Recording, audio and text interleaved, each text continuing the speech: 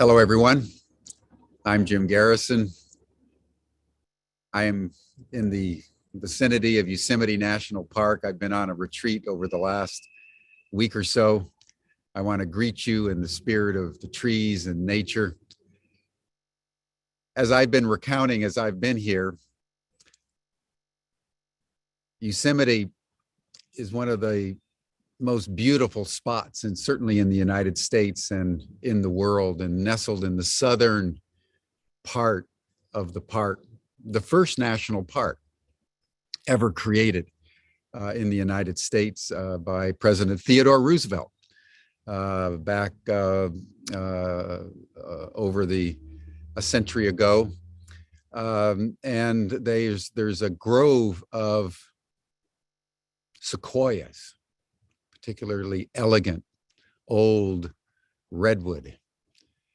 And the fire broke out, the Washburn fire broke out last Thursday. It's been burning ever since. It's threatened the mother tree, a tree called Grizzly Giant that stands 209 feet, about 71 meters, and has stood for over 3,000 years.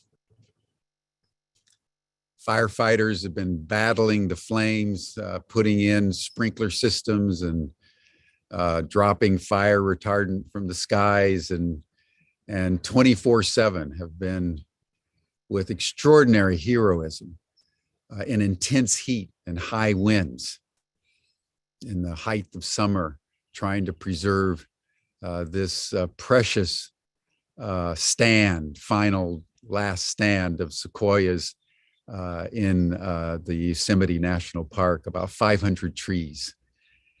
And part of the tragedy that's unfolding is that this is the 6th consecutive year that there have been fires in California that have threatened the sequoias. 85% of all the sequoias scattered around California have been threatened by fire, and 20% have been burnt up.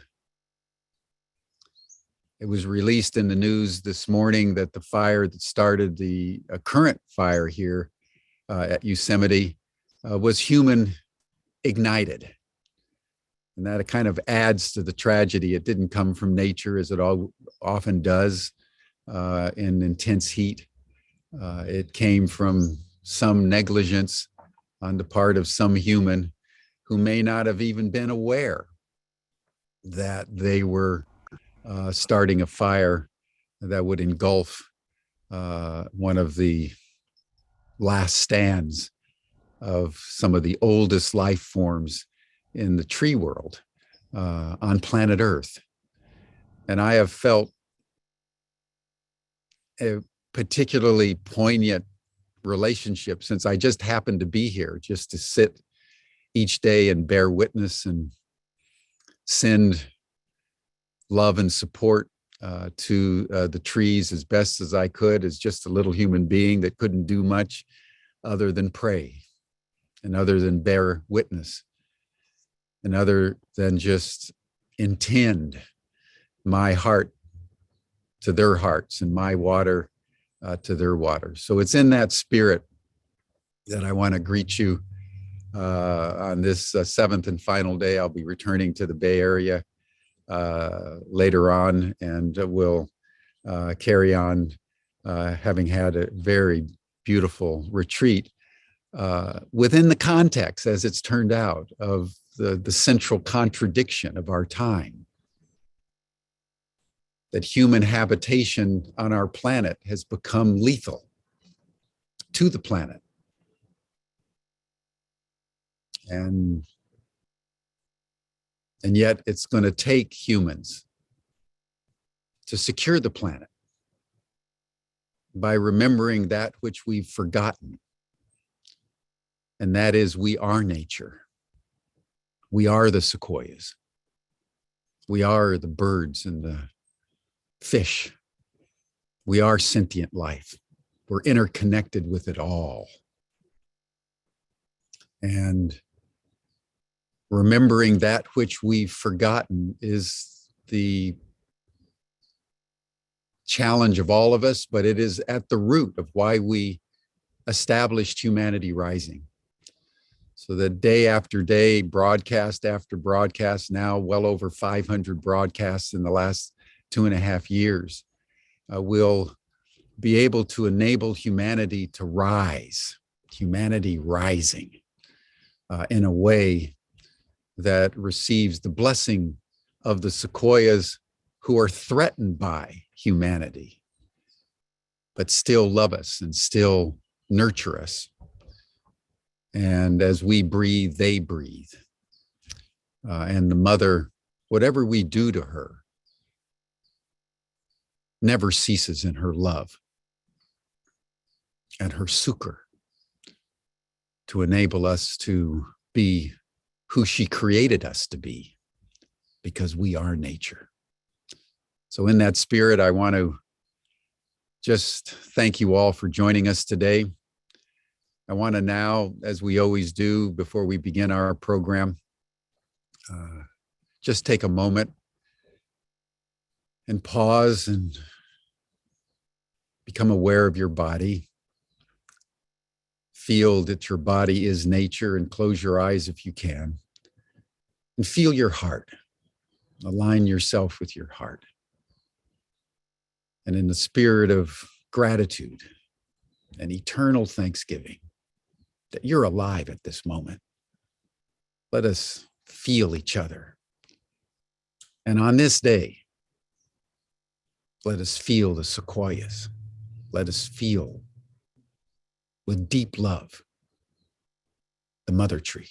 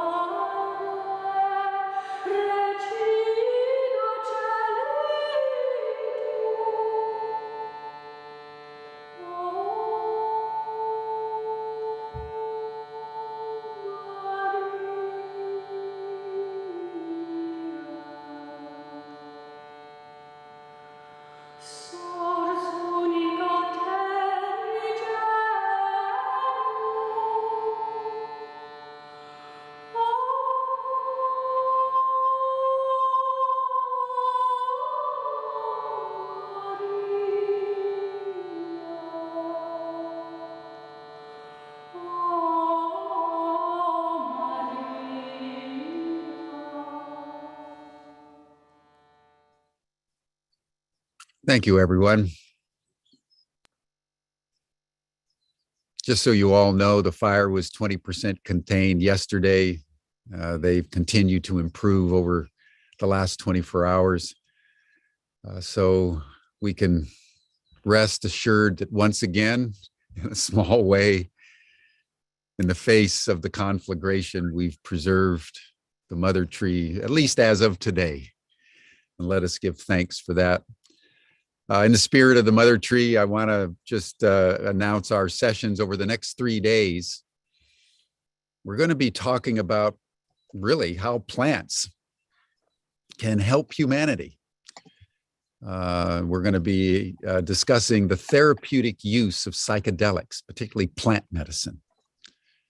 While I've been out here in nature, I've been using plant medicine to deepen my alignment with nature, to illuminate who I can most expansively be as I return to another part of our planet, and Ubiquity University and Humanity Rising, as you saw from our 90th birthday celebration of Stan Groff last year, really celebrates the use of plants. It's nature's way of guiding us. And for thousands and thousands of years, and in every culture around the world, spirituality has been informed by nature as shamans and seekers and pilgrims of all kinds have communed with nature in a particularly powerful way, aided by nature. So over the next 3 days, we're going to explore this. And Ubiquity University actually has a master's program in the therapeutic use of psychedelics with an organization based in Colombia, initially called ANCA, now called AWE, AWE, that has a very extraordinary, deep program in training psychotherapists in how to use plants from nature to enhance human perception and human illumination and human resonance with the mother. And out of that, learn how to provide a pathway to people that are afflicted.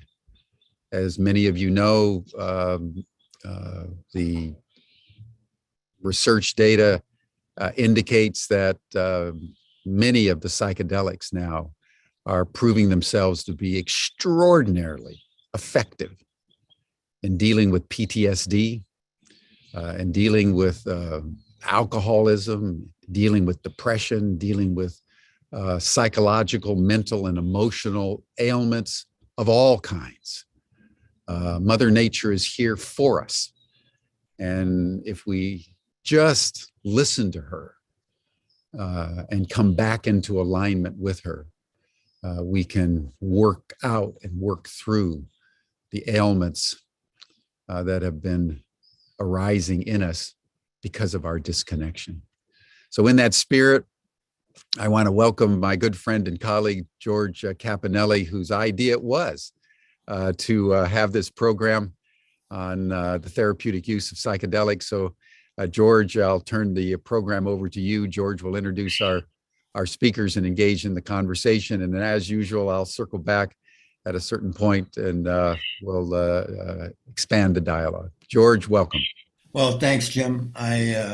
I'm glad you've had this chance for retreat. I'm glad you've had a chance to do a little more experimentation with plant-based medicines. The only thing I slightly disagree with you in your opening is about Mother Earth. I know she's gracious and nurturing, but I think she's almost had enough of the stupidity that those of us who wear this form. And every once in a while, I think he's running out of patience. Yeah, I think maybe we ought to shake a few of them off, you know?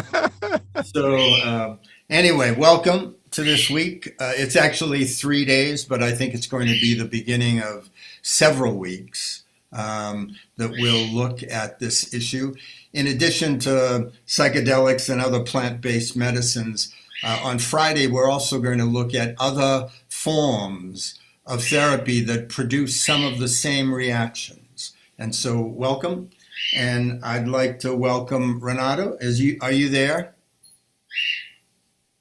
Hi, George. Yes, I am here. I don't know why my video is not working, but I am here.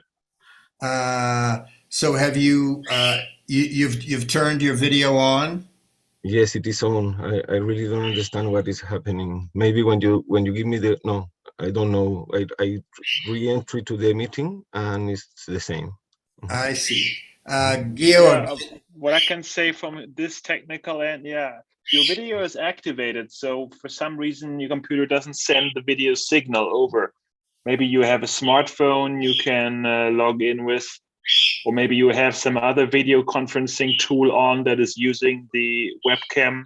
That's the only explanation I can come up with. Let me check.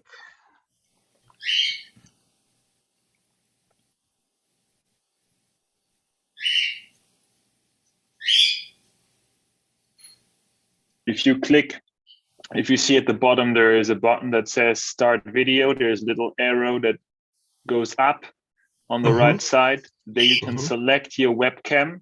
If you click on it, it says there, select a camera. Please check if your camera is selected there. Yes, it is. It's my integrate camera.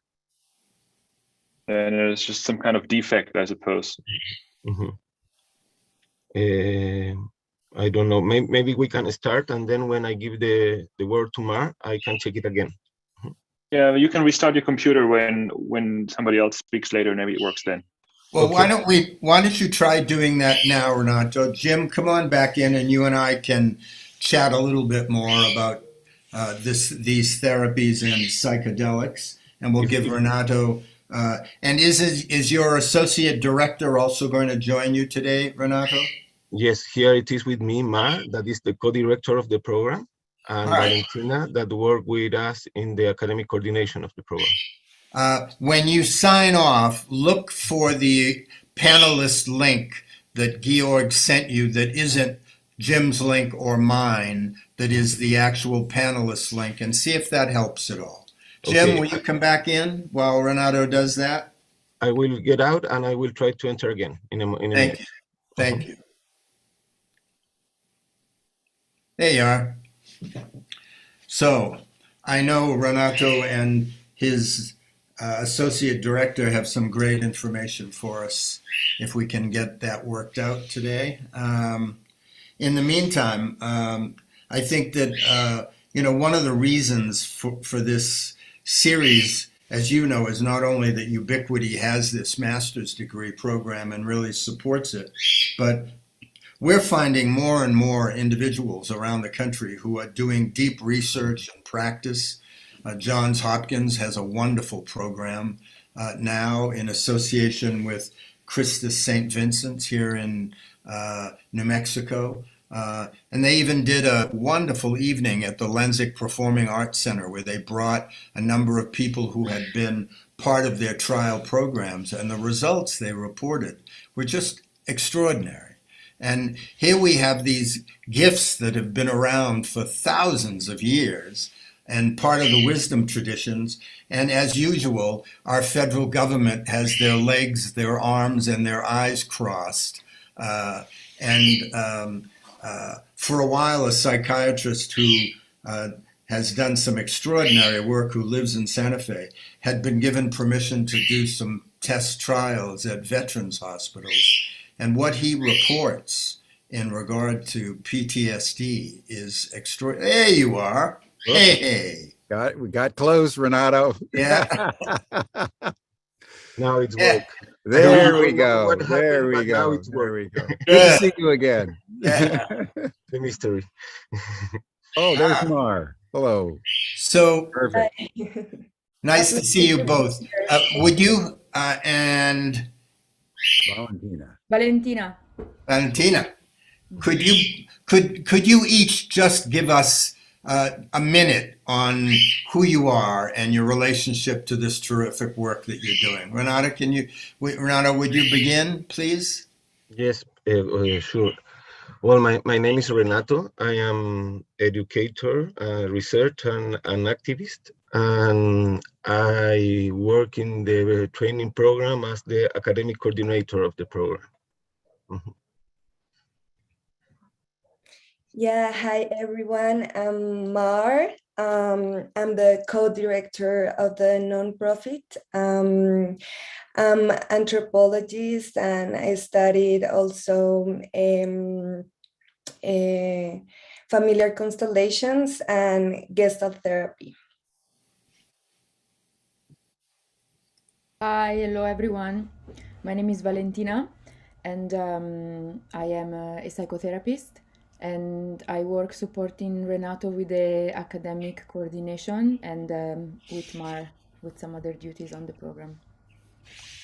Well, it's terrific having you with us. A question: why psychedelics? Sorry, George. First, we want to apologize because Lila, the director of the program, is not here. He's in Gabon in this moment, and he's having big problems with the internet. Well, thanks. We're sorry to miss him, but I'm sure we'll have another opportunity. And he'll be able to join us. But so why, for each of the three of you, why psychedelics? Ooh, why psychedelics? I think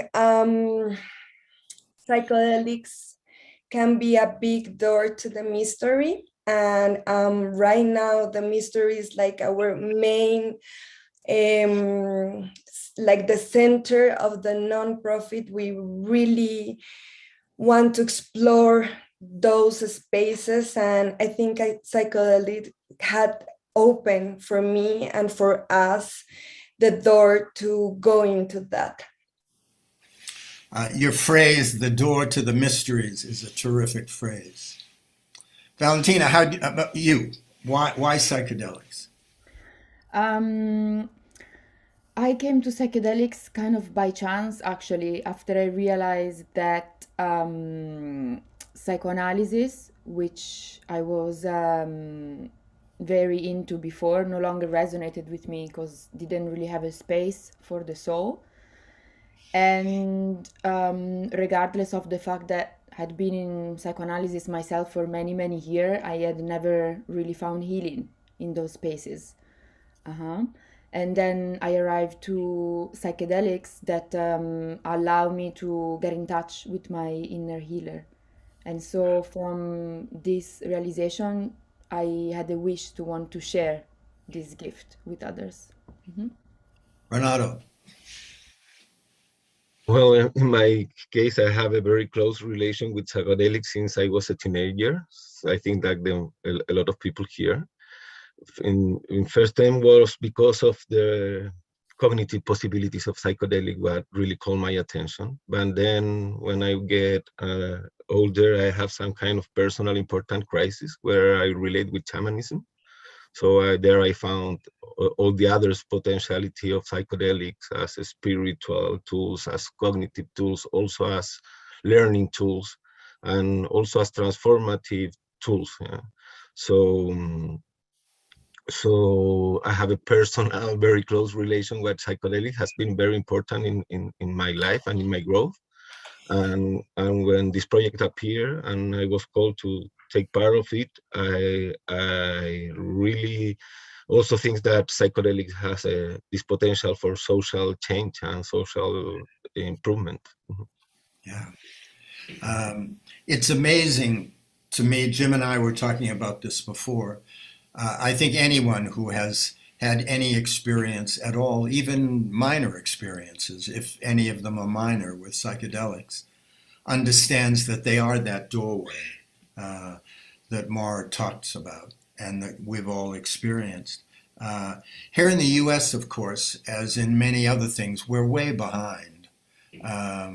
There's still so much, although there's movement, and there are programs of research, and there are a number of therapists and people who are experimenting with it individually. It still lacks federal approval. And how does that map with the other places in the world that you work with psychedelics? How does that compare? No, I think the United States is way, how you say, Behind. no, behind, no, No? because like in the legal terms in the Yes. United States, what is happening over there is really powerful, no? In the legal aspect. I think what is happening there and the research and all of that is moving a lot also globally, no?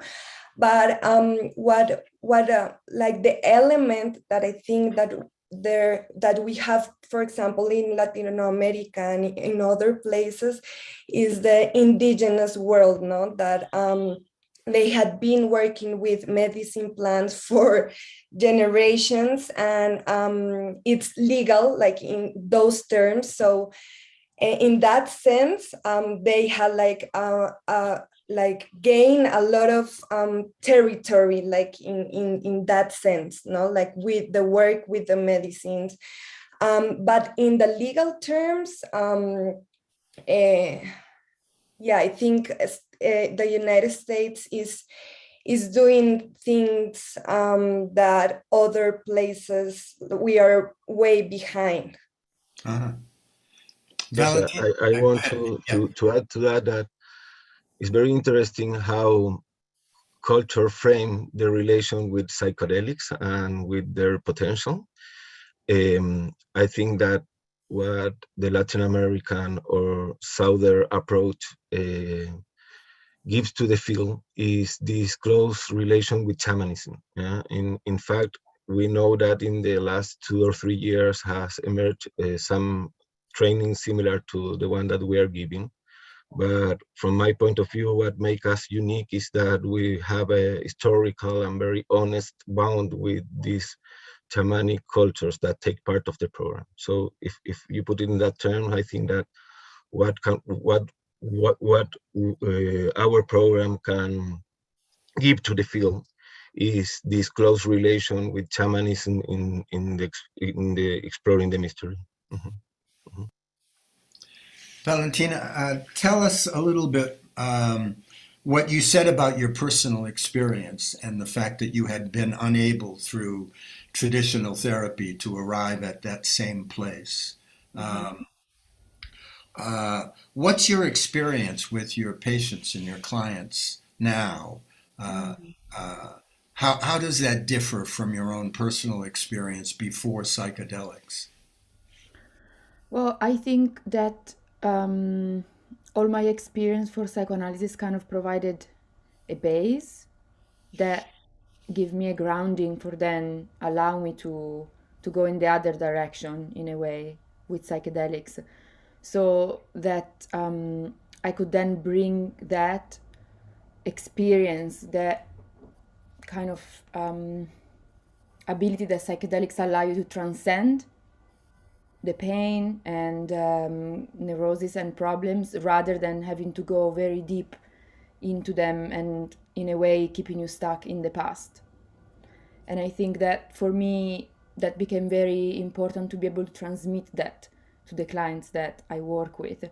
So rather than, although I'm a trained psychoanalyst, rather than focusing on digging very deeply into the past and what might have happened, in my work with clients, rather we honor the past, but we try to dissolve the narratives to find a way to be in the present, in the mind, that it's more useful.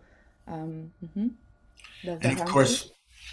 course, when the individual has a chance to see through the veil and have an alternate experience, then that really facilitates what you're talking about. They see a way of getting to the other side without having to go to stay so committed to the past and to their experience, you know? Mara, you were shaking your head there too. Is that true in your work? Do you notice the same thing, Mara? Sorry, can you repeat again? I was saying, and you have some of the same experience in your work with people and work that the organization does, that the use of psychedelics helps them to have an experience that lets them put the past behind them in a different kind of way. Yeah, I think what psychedelics in this context bring is also like it can expand, like it can open possibilities, new possibilities to create new realities. I think and this has been very powerful for me and for the people around that we are working with. Is like it's an expansion. So in that sense, the past becomes something not so important anymore, because it's like you're looking beyond, no, beyond. Yeah. And Renato, when you talk about shamanism, I think one of the sins that Americans committed a long time ago is that they failed to honor the indigenous people who were here. And they thought themselves superior, and hence we've lost some of that connection, unfortunately, to the wisdom traditions in general. And I think we're suffering as a nation right now because of that fact, you know. And it's wonderful when we learn about the work that is done in the Amazon and in Central America and other places where the wisdom traditions and the relationship to shamanism is so much more readily available, you know. I often think that it would be wonderful if we could take a week and invite the Congress of the United States to take a retreat and have these experiences, talk about cultural and social and political change that might show up in a very short period of time, you know.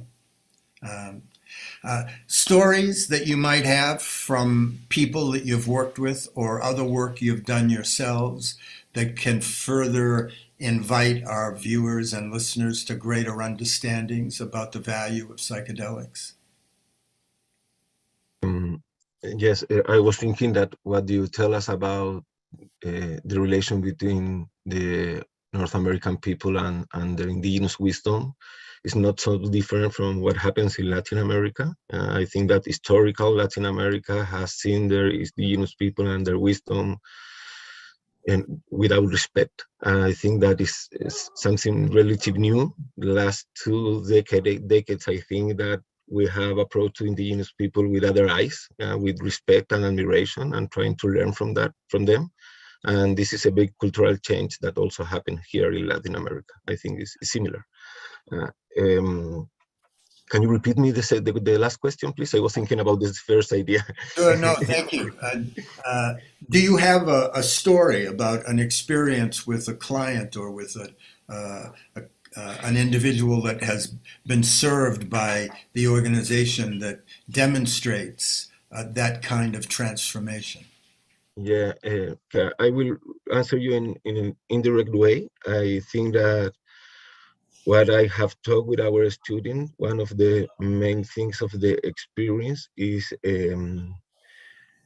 the very deep personal process that they live during their studying with us in the program. It's not also only a training, it's also a very deep personal process. And in that frame, in the pilgrimage, what the students realize is how strong is the container that this tradition can build and how deep you can go in that container. I will say this from a personal point of view. When I have go to the pilgrimage with the student, the first thing that you realize that you have to be reborn like 10 times to access to that profound knowledge. Yeah. So the container that these traditions can build to go very deep in our personal process is unique. Yeah. In Western culture, we don't have something like that. Yeah, so, and also, I am thinking too that it's about healing, but it's not also only about healing. It's about also a very profound change on the way that you understand reality and you act in reality. Yeah, I think that you earn a lot when you access to different cosmology and you have a little understanding of that, and you realize that you can have different cosmology in you and work in reality and impact reality from different dimensions of the same reality.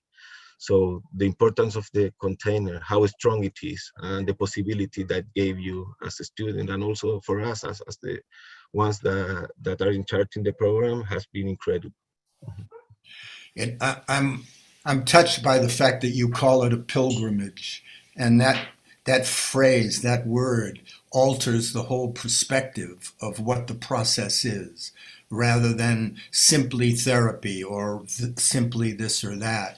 When you call it a pilgrimage, it puts it in a whole different context. You know, it's a wonderful word. A wonderful word. Mar, do you have any stories? Yeah, a little bit what Renato is sharing. Yeah, I think for me, and I think we are expanding in that, is like right now for us, the psychedelics is like a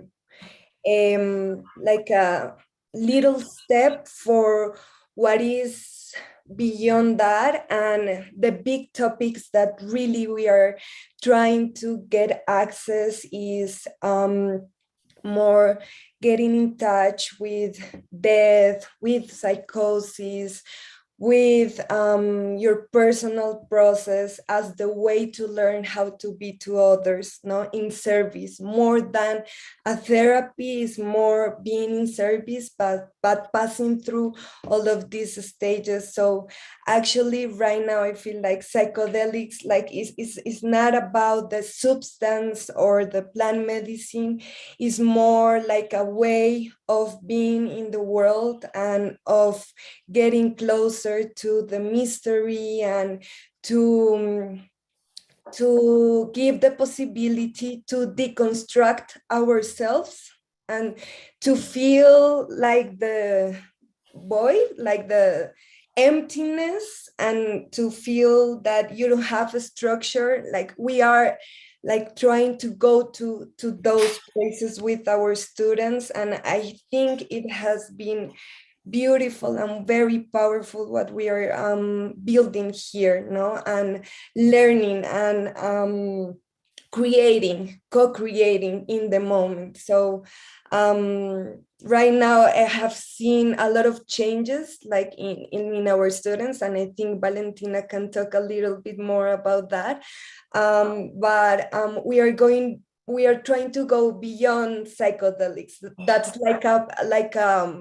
like a mask, no, for what we really want is to like in the pilgrimage going to this community. That's why we are doing the pilgrimage, to go into these communities and not bringing the shamans to our context, not, but going there so we can deconstruct ourselves and make a space to other things. Mm-hmm. Do you have more to add to that, Valentina? I think what I would like to add is to build on what Mar was saying, the importance of embodiment of whatever it is that we find in these spaces, which can't really be clearly defined, but that it really becomes something that becomes part of the way that we are in the world. And for me, that has been very something very powerful that I see then reflected in my private practice with my clients, and how the focus has not really, being so much on therapeutic relationship based on a preset, ideals or concept, but just the fact of being with another person from a heart space, which might feel very simple, but I think it's the most important thing that these medicines also can teach us, how to go back at just being with each other behind the masks that we wear every day. There's an old American saying, I think it comes from a Broadway musical, I'm not sure, but the line is, how do you keep them down on the farm after they've seen Paris, And so I think that once, as you all say, we have this opportunity, this experience, then leaving the past behind, understanding there's something beyond the construct that we've created with our naming and our reality, makes a huge difference. And Mar, when you talk about, you mentioned death, my wife and I do a lot of work with people in the second half of life, older people. And here in the United States, between $500 and $700 billion a year is spent by people in the last stage of their lives doing medical procedures that do not improve the quality of life at all. And the only reason people do that is because our professionals, our doctors and whatnot, are not equipped to talk about death in a different way. And yet the use of some of the plant-based medicines and the psychedelics could indeed give people that experience and allow them to not have as much fear for that transition it could turn the world in such a different way. Have you had experiences like that with older clients or customers? Me personally, I haven't, but I really believe in the potential that can have, and especially because we do in the training strong works with death and rebirth, and I can see the potential in there, like getting closer to death. As the mystery, no, like this word, this concept is so important for us, no, we're working around that, but like the death as the portal, no, also like rebirth, no, it's so I think it can have a very big potential, especially because the work with psychedelics can confront and can open and can expand in a person their life. So for someone that is getting closer, no, to death, it can be a great opportunity to resolve, to settle down, and to expand and look beyond, no. Well, what do you work with? Do you work with LSD, psilocybin, ayahuasca, MDMA? What are the substances that you use? So in the training, when we go to the different communities in the pilgrimage, so each community, we have chosen 3 different communities, the Icofan in Ecuador with the Yahe, see, so they work with that plant. Then we work with the Huirrádica in Mexico, so we work there with the peyote. And then in Africa, in Gabon, with Iboga. So these are like the 3 big plant lineages that we are trying like to get access. And also apart from that, in the retreats, we work with most of all, like we do is more we focus more on psychotherapy, no, so it's 10 days of like a very strong retreat, but most of all psychotherapy, so we have bases, and we do some psycholytic sessions, but yeah, I can that's like the information that I can give. I understand. George, just Yes. to explain that our program has like this academic dimension that with the student have modules in transpersonal psychology, research in psychedelic and indigenous wisdom, has this very important experiential dimension that has inside 3 pilgrimages to the 3 cultures that Mar just mentioned, and 3 transpersonal retreats. Yeah, so we have each of the 6 semester one very deep experience in transpersonal retreats or in pilgrimage to the shamanic cultures. Mm-hmm. What limits are there? What limits your effectiveness? What stands in the way of you growing your organizations even more effectively or reaching more people? Are there any of those kinds of things that you can talk about? Yeah. First, I want to say that the training program is inside a big frame that is the foundation and the foundation objectives. Yeah. Second, that we are very careful of having a dimension that we can work very deep with. So in this moment, we have 3 cohorts, and we are not opening a new one. Now we will do it like in 1 more year, because they are very, very, very deep process, the ones that we live with the students. Yeah. So also I want to say that the criteria that we use to select the students talk about our limits also, and where we are going to go deep. We are working with people that have some background in psychiatrists and psychologists, but also from other therapeutical paths. Yeah, and also for us, it's very important to have activists in our student, because our idea is that what the student will learn here can irradiate in some way in their own communities. So we are not trying to go very big. It's not our intention, but go very, very deep. Yeah, so we are step by step. I want to say that. Do you have you published?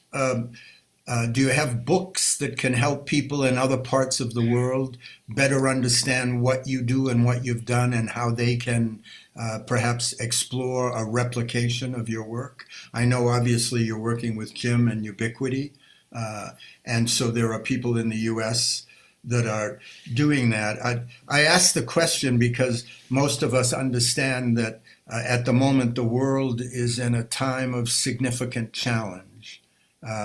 There are so many crises that are occurring in so many different ways. And it feels to me like the more people we could touch and the more people we could reach, the larger the impact we could have on the challenges that we face. So I really respect and admire the care that you're taking in the evolution of your work with awe and the depth that you go to.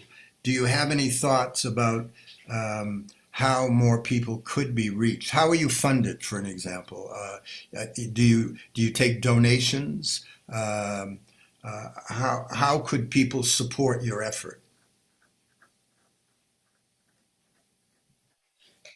About how people can support our effort, that's a very good question. Very good question. Actually, yeah, one of the big works that we are trying to do in the nonprofit, inside of the nonprofit, is trying to find donations. This is something that we have to work on. No, we are trying to work on, and you can go to our page. Our web page, I can put the link in the chat. And in there you can donate. But right now, yeah, like all the nonprofit is very focused on the training. And I think actually one of our limits is that we are trying to expand the team, no? And that's something that we are doing step by step, because finding people is very difficult, no, to work with, like inside. And that's something that we are doing slowly, but we are now doing it so we can hold more.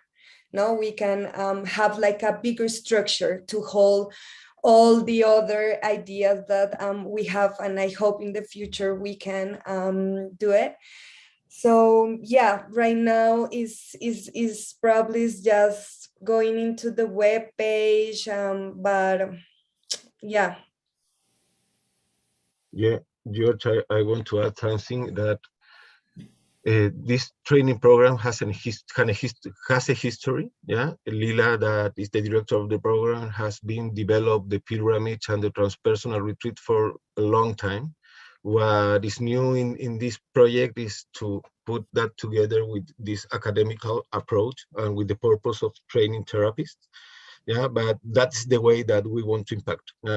Linking with your question, one of the ideas that is behind the program is now the field is open. There is a lot of people facilitating medicine, working with medicine, and it's a very good thing, but also very dangerous things at the same time. So one of our purpose is to impact this field with a serious and responsible approach, yeah, and to try to connect these people that is working with medicine in the Western world with this traditional knowledge, to realize how serious, how dangerous also that could be, and to try to give some ideas to the Western practice about the deep territory where you are going when you are working with this kind of medicines. Mm-hmm. Well, obviously, as you are aware, in the 50s and the 60s here in the United States, there was a burgeoning use of psychedelics and plant-based medicines, and then at the end of the 60s, a lot of that got shut down, in part because of lack of knowledge about the real impact, but also because of some of the dangers, I think, that you speak to. So, I mean, one of the things that's clear to me, and this is my first engagement with the three of you, is that I get the depth of your care and your sensitivity and your valuing of the quality of the work, and you want to make sure that that work is done in a way that honors the tradition and also honors the individuals that you work with. And that's a beautiful thing. The other side of my brain, the side of my brain that looks around at a world in deep distress, and I think to myself, there are strategies and approaches to healing and to this kind of look beyond the veil that could make a difference. So I'm of what they say of two minds. On the one hand, I want to make sure that people are protected and that the work is done in good tradition. And on the other hand, there's a part of me saying, hurry up, you know, when I look at the face of the world and see what we're dealing with. Where are you on that, Valentina, on that conversation?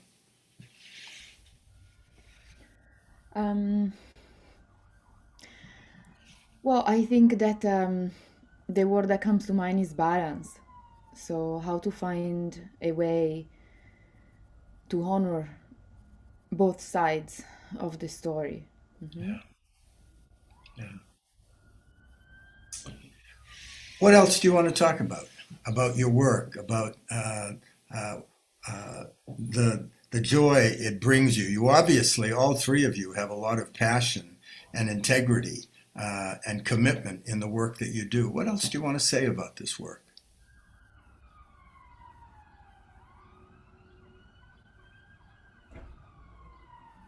No, I just want to share something that has been in my mind during this work is, well, in the frame of the mystery, everything is very paradoxical, yeah, and is very powerful, the relation between cultures that is happening inside the program, but it's also very challenging, yeah.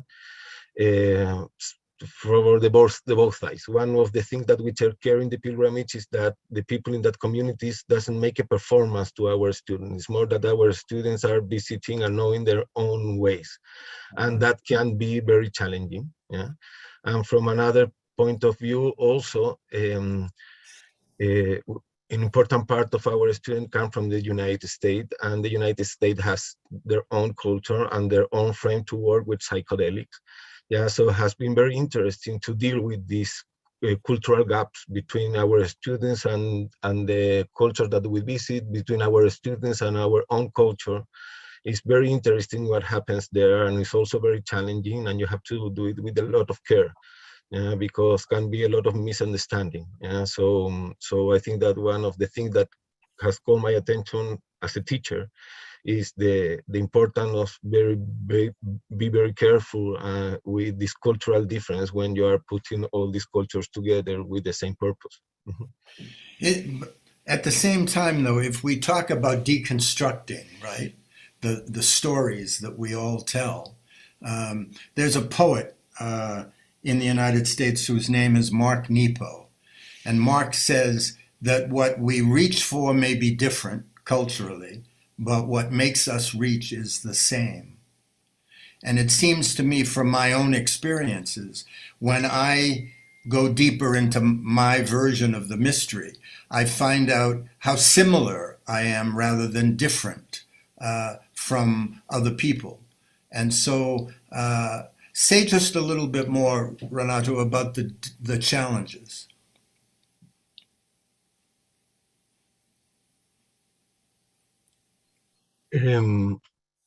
Yeah, I was thinking when I was listening to you, we have Jorge Ferrer between our teachers, and he was giving a lecture about the moment of the transpersonal field. And what was very interesting for me was this idea of yes, there is oneness and there is something that is the same behind every spirituality approach, but also is a lot of difference and diversity inside there.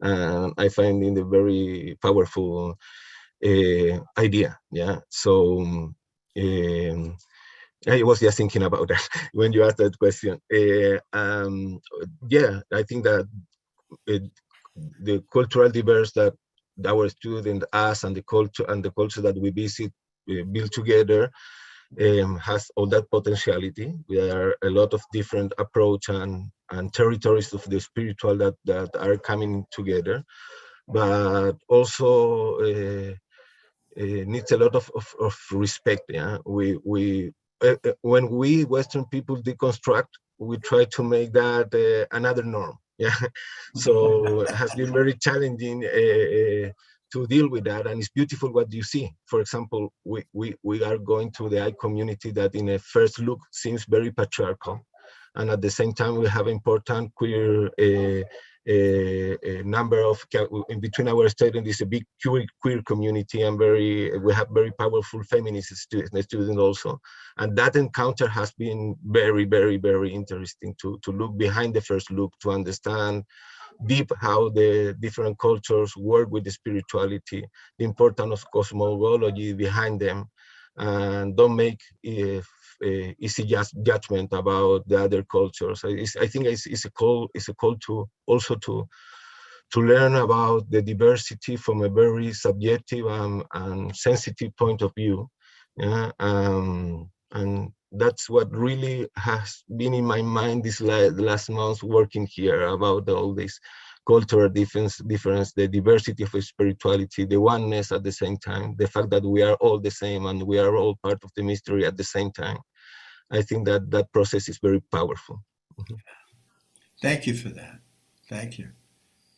Do you, are you, other than like your relationship with Ubiquity and the program they have, are you in contact and strategic alliance with other groups, other organizations that are doing similar work in other parts of the world?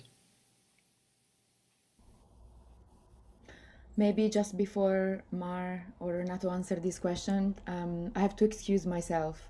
I have a session actually coming up in a couple of minutes, but I really wanted to thank you so much for having us and for the wonderful questions. Well, thank you very much for joining us, Valentin. Enjoy your session. Thank you very much. Bye-bye. Bye. So, Jim, why don't you come back in and join us, would you? Having had a fresh experience in the trees, you probably have some wonderful things to add. Thank you, George and Renato and Mar. Thank you so much for your sharing about a subject that is very delicate in the culture. And so I just want to acknowledge that you're on the frontier of a breakthrough that has not yet happened because of the resistance of the prevailing worldview. And not only in the United States, but I would say globally, as governments almost universally have repressed the use of plant medicine for psychedelic purposes. And so, George's question, Renato, to you about the differences in culture that you're encountering as you do this work. I mean, I'm struck that you're doing the work. You're based in Colombia, but you're doing the work in Ecuador. You're doing the work in Mexico, and then in East Africa or West Africa in Gabon, so that you're really taking a global approach rather than a specific one country approach. And I don't know of any other organization that is doing it quite at the scope of awe. And Mar, I don't know what your comments would be on this, but it's a rather audacious way to be preparing therapists, to have them experience not only the plants, but experience the plant in different parts of the world through different cultural lenses, you must be learning a tremendous amount, both about, as George put it, what's similar, but also what's different, because culture matters. And we see it all around the world. That's what most of our conflicts are right now, is the difference in worldview and difference in perception. So, Mar, what would be your comment on this domain? Yeah, thank you, Jim, for that question, because yeah, it is a very big topic inside the nonprofit and the training all the time. And because one of the big topics also of the nonprofit is to our big interest is also to talk about war and conflict resolution, especially, of course, I'm from Colombia. Lila, his parents are from Colombia, and here we have a very big situation with war. And I think psychedelics, but not just psychedelics, but psychedelics can be very helpful also to go into this, no? And war has to be a lot of, is to be also with difference, no? And this has to be also with the work that we are doing, and that we wanted to be like expanded and to have diversity, to learn also how to speak, no, how to integrate different ways of view, and all the training is about that, because and I think this has been difficult in some ways to our students to understand a little bit that, yes, we have the online classes and we are bringing different voices from different places. And that doesn't mean that those ways are the same ways that we are exploring in the retreats or in the pilgrimage. So there is a big diversity all the time in the training, and it's very difficult because it's like, okay, so I'm in this class of ethics and care that they are giving me like some protocols, but then I'm going to a transpersonal retreat where these protocols are there, they don't exist because the context the context is different, the work is different. So but that's exactly, I think, what was the vision of Lila. And me personally, sometimes I'm like, no, we have to be radicals sometimes and just follow one line. And Lila is like, no, there is a big opportunity in diversity and to bring that, no? And now for me, like in my personal experience in this work, has been a very big challenge to also expand my point of view, no? And say, okay, of course, there is many ways, and how we can talk, no, how we can talk, we can see, we can go into this and then move to this, and then, no, and open and explore ways. And I think it's difficult and it's a very big work, and sometimes it's very confusing, but I can see that it can expand, and in a global sense. That's why I was talking about war, because sometimes I think here personally, like in my country, we are needing that, to see the diversity and to listen and to hold many points of view and many voices. Beautifully put. Beautifully put. You know, sorry, Jim, I want to add to that we are not searching for a way. Yeah, in fact, between our faculties, we have elders from the community, and we have also a lot of Western elders with different point of view and different approach to the field. And from a pedagogical point of view, we are looking for that. Yeah? When we invite the teachers, the Western teachers to involve in the program, we care about the information, the content that they will share. But for us, the most important thing is their experience, their presence. Yeah. I think that we in Western have this very linear idea about what learning is, yeah, and how do you learn. And we really believe that learning is experience-based. Yeah. So different teachers, different approach, different cultures. So the student can build their own synthesis after they construct themselves. Yeah, we are not having one discourse about what is the mystery or how we can work in a therapist approach with medicines.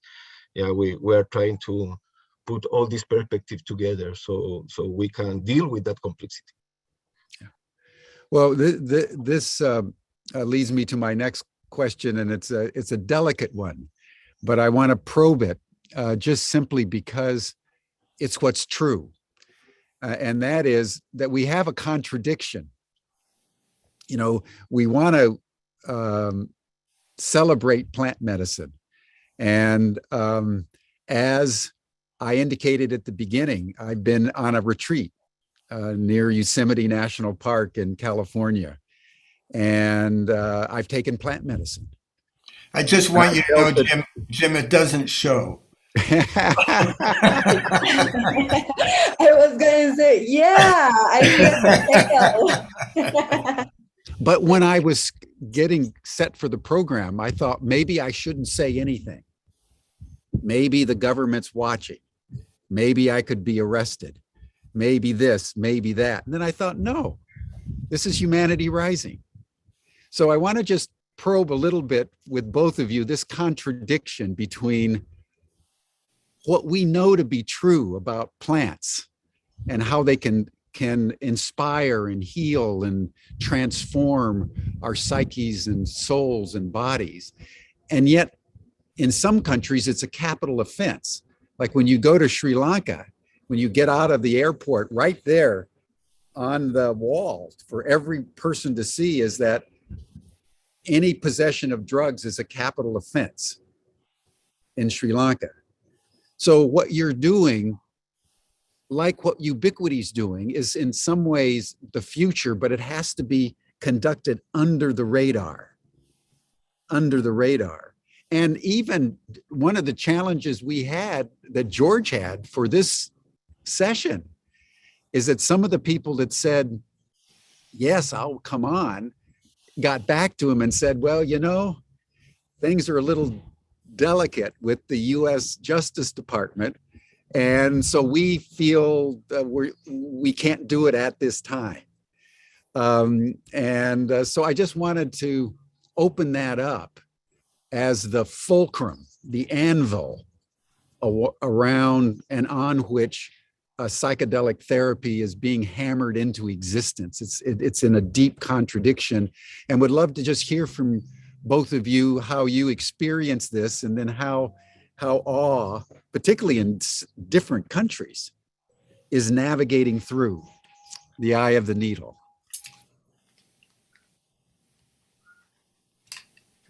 Jim.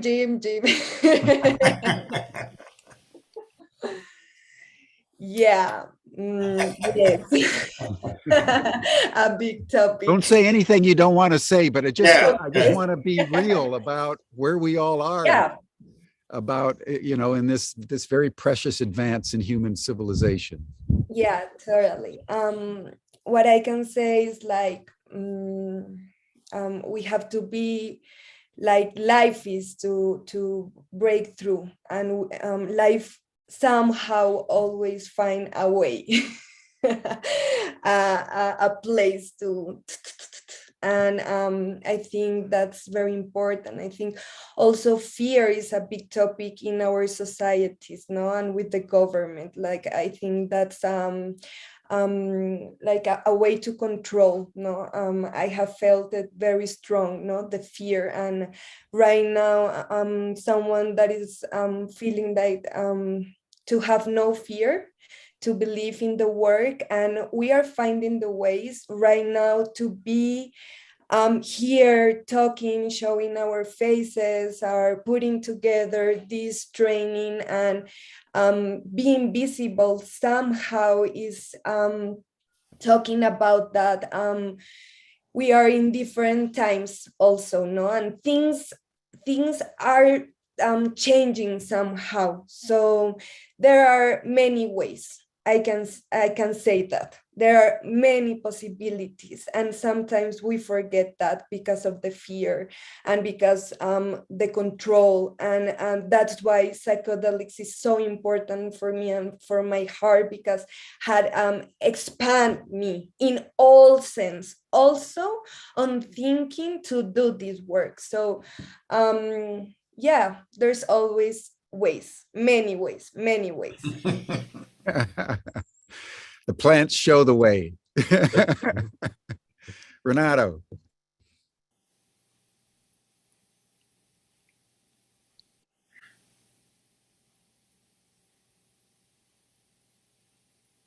We Need can to hear you, Rena. I think we're take hearing yourself you. off mute. Sorry, There sorry. Everything goes frozen. No, I just want to say that George said that before. I really think that we are in a process of death and rebirth as a planet, as a humanity. That there are some things that are urgent to do, that we don't have too much time. So it's important. Also that, as Mar says, be intelligent on how you deal with fear, and to use the opportunities that the synchronicity and the global organism is opening in this moment. Yeah. I think that Ubiquity and the program has some similarities. These new technologies that allow us to be everywhere and nowhere at the same time is an opportunity. And be careful, be intelligent, be strategic, but don't have fear. I think that is like kind of a mantra that we can use to work in these boundaries. And at the end, we are working with moving cultural boundaries, and that is a brave action. If you want to be successful in that purpose, I think that you have to be brave and strategic and intelligent and read the moments and find the ways. Mm-hmm. I also, one of the things that, as Jim mentioned, there were a number of people that I wanted to include in this series who had some sensitivity to their inclusion. But all of them said the same thing, and that is that the most important work that can be done at the moment is the work of couching it all under research and the discovery, not flaunting in the face of organizations and institutions that are so opposed to it, but putting it under the term of research, because in many ways you are all researchers, you are all leading the way to discoveries that the rest of the world will wake up to one day and be grateful for. It's like Stan and Brigitte Graf and the work that they've done over time. They've been adventurers, they've been explorers in a realm that a lot of people are concerned about, but someday they'll be applauding and be deeply grateful for the courage and the willingness to do this work,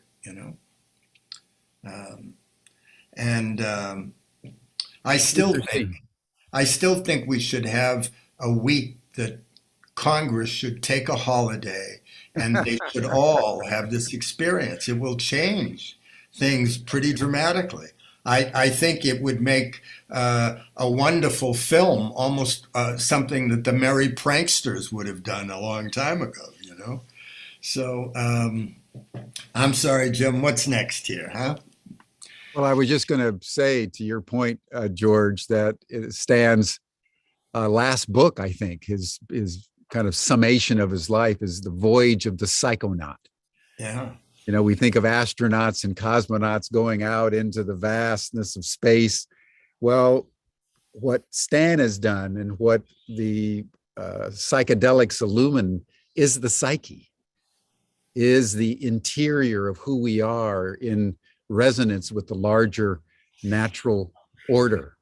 And as George said, Renato, Mar, and your team, you're on the vanguard of the vanguard of the exploration of humanity through a great remembering, because people have been doing this for, tens of thousands of years, of how we can break through the current thicket that would cause us to burn down the sequoias where I am and reach a new level of harmony with nature. And I think as we close, I would ask each of you just a final question. And that is, as you've journeyed through the realm and under the guidance of the plants, what one thing would you say that you have discerned or been taught that gives you the capacity to do what you're doing without fear?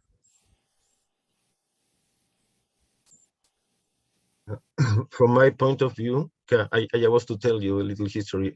Before I take part of this program, here in Chile, I'm Chilean. We, with my family, has a foundation that works in decriminalization of cannabis users. That is a big issue here. And like a couple of years ago, the government go after us. It was a very hard moment. And in that moment that I was really in a crisis with a lot of fear, some very important people that are very connected with the mystery come to me, and the message that they give me that is that we are connected to a very deep truth.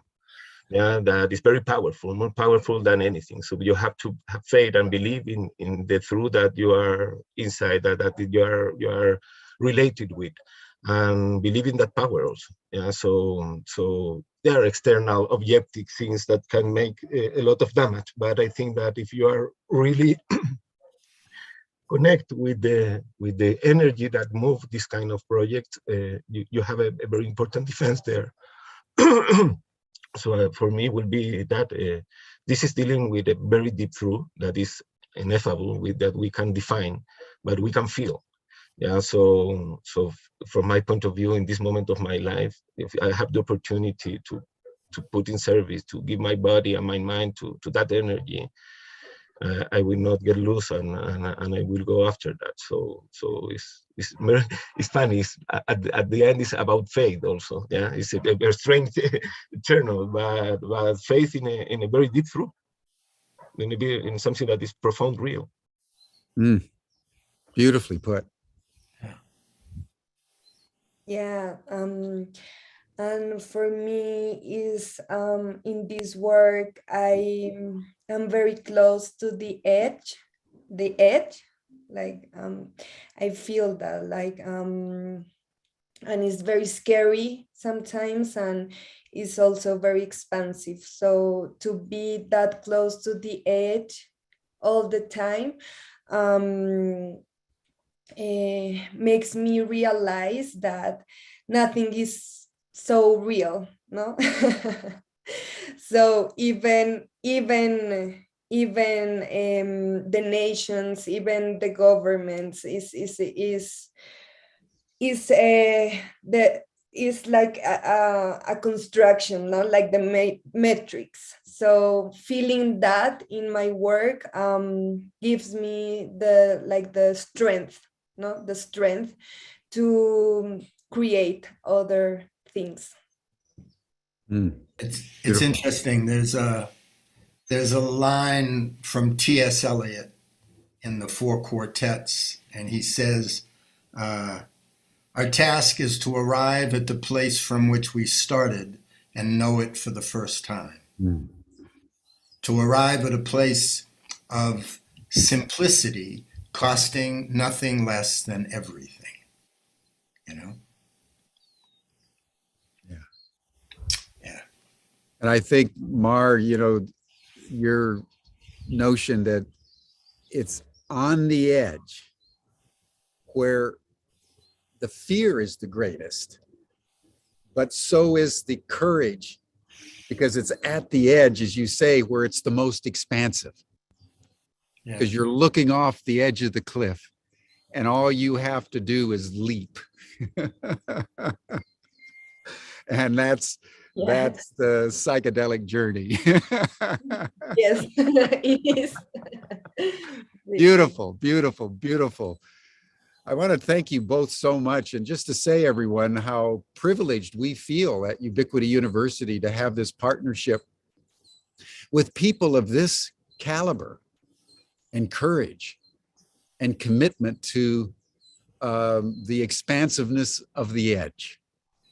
And it's a master's program. And if any of you who are interested in participating, just go to the ubiquityuniversity.org website. It's one of our programs. You can enlist in the programs, and it would be basically registering with awe. And Mar or Renato, you may want to put your website in the chat box so people can register, because you go through the awe program, and then you come to Ubiquity for some additional courses and a dissertation, and receive a master's degree in the therapeutic use of psychedelics. It's the cutting edge of the cutting edge of human evolution at this moment. And we're very privileged to be in this partnership. So Renato, thank you. And Mar, thank you. And thank your colleagues, and tell everyone how excited we are to be psychonauts with you on this journey. Thank you so much. Thank you so much for this space, this invitation. Thank you. You're very welcome. Thank you. Thanks, James. And your turn. One last idea that the thing that we have in common with Ubiquity is this idea that the new knowledge, the knowledge that we need just now, doesn't come from the traditional structures, institutions. Yeah. So, Yes. so to be in the edge is also to build different kind of institution and learning approaches. Yes. Good. George, do you want to give us just a word about tomorrow before we sign off? Tomorrow we have the original Psychonauts who are going to be with us, with Stan and Brigitte. Oh, wow. And, yeah, and so Renato and Ma, if you have a chance to listen in, you might enjoy the program greatly. And then on Friday, we're having I would call it a mixed bag, where we have several guests who are deeply experienced in the psychedelics therapeutic experience. And then we have a couple of journeyers who've been using alternative strategies to reach some of the same destinations.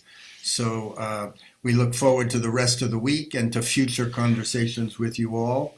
And Jim, I guess you got to take us home here, huh? Thank you so much. Thank you, George. As always, Renato, Mar, you're both welcome to our after chat session. You'll see the link in the chat box. I'm sure our community would be very eager to have a more informal conversation with you. It's on a different link. But thank you, Renato, and thank you, Mar, and all your associates for, as I said, the courage to take the human journey forward as you are. We're at a time of great duress on our planet, such duress that the human species ourselves have become one of the endangered species. And so how we change consciousness at this moment, at scale, is probably the most important deliberation all of humanity should engage. And I can't think of a more effective, safe, and powerful way to change consciousness than to reach out into nature and allow nature, through certain plants, to feed our souls. If we would do that with the humility required, we could solve all our problems.